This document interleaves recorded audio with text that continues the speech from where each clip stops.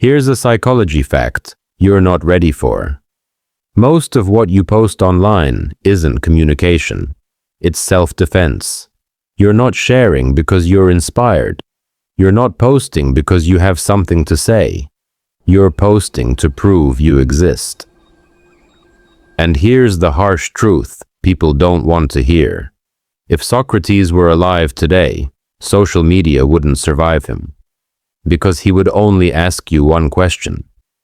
And once that question lands, likes stop mattering, followers start feeling hollow, and the performance collapses. Psychologists call this external validation dependence.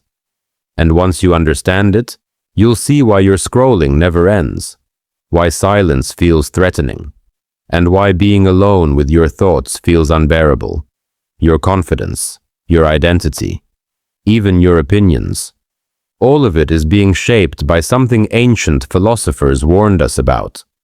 Long before screens existed, no algorithms, no timelines, no notifications. Just a man in Athens who asked questions so precise that people would rather kill him than answer honestly. Socrates didn't teach, he didn't lecture, he interrogated. And his most dangerous weapon was never knowledge. It was this question. Why? Not once, not politely, but again and again, until the mask cracked. But here's where it gets worse. Socrates didn't believe ignorance was the problem. He believed false certainty was. And social media runs entirely on false certainty. Here's the painful part. Most people online don't hold beliefs. They borrow them. Psychology confirms this.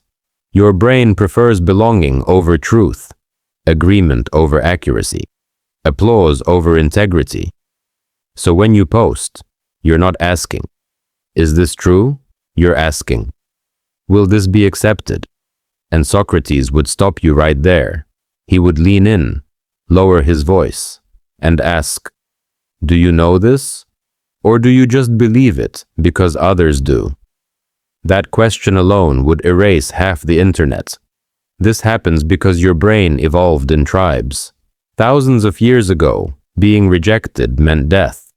So your nervous system still treats disagreement like danger.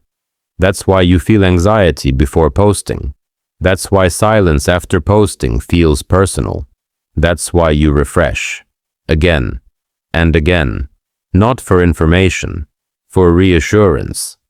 But here's the part nobody wants to admit. If Socrates scrolled your feed, he wouldn't argue with you. He would ask questions until you did. Imagine this. Your phone is on the table.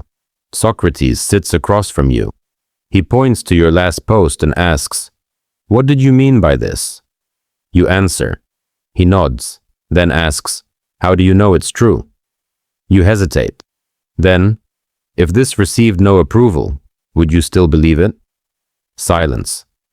That silence? That's where identity collapses. Because most people don't build their views from reflection. They absorb them through repetition. Social media doesn't reward depth. It rewards certainty. It doesn't reward humility. It rewards confidence. But Socrates believed the most dangerous person was the one who was sure and wrong. So his question wasn't, what do you think? It was, have you examined it? That question exposes performative outrage, trend-based morality, borrowed personalities, manufactured certainty. And once people start examining instead of broadcasting, the noise dies. If you're finding something value in this video, hit the subscribe button, subscribe to this channel.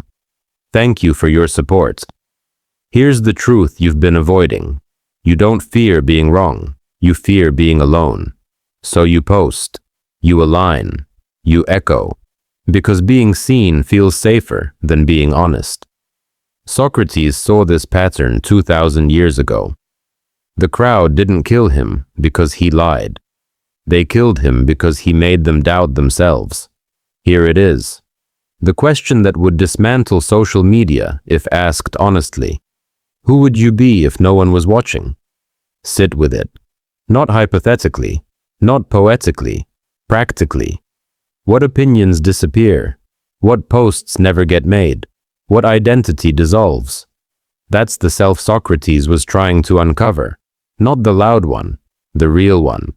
If you want to break this cycle, start with this. Before you post, ask yourself one question, and don't answer quickly. Would I still believe this if I had to sit alone with it for a year? If the answer is no, don't post. Think. That's the discipline Socrates demanded. Not silence, examination. Ancient philosophers saw the shadows you're living in, from the cave walls to your screen. The patterns haven't changed. Only the shadows are brighter now. This isn't philosophy that explains, it awakens. And if this video unsettled you, good, you're exactly where Socrates wanted you.